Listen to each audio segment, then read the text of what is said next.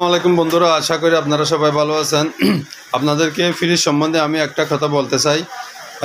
আপনাদের যারা ফ্রিজ ব্যবহার করেন আপনারা আপনাদের এই ফ্রিজটা 2-3 মাস পর পর কয়েক মাস পর পর ফ্রিজের বিদ্যুৎ লাইনটা বন্ধ করে আপনারা ফ্রিজের ডিপ আছে যে ডিপ অথবা নর্মাল যেগুলো আছে ফ্রিজ সমস্ত আইস বের করে ফেলবেন। ডিপ থেকে আইস বের করে ফেলে সুতার কাপড় দিয়ে শুকনা সুতার কাপড় দিয়ে ফ্রিজটা পরিষ্কার করে ফেলবেন।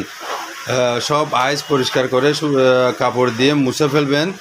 তারপর ঘন্টা 2-1 বন্ধ রেখে আবার চালু রাখবেন। তার ফলে কী হবে, ফ্রিজে যে মরিচে আসে সেই মরিচে আসবে না। আপনার ফ্রিজটা অক্ষত থাকবে, পরিষ্কার থাকবে, আর কোনো ঝামেলা হবে না। ধন্যবাদ বন্ধুরা, সালামু আলাইকুম, ভালো থাকবেন।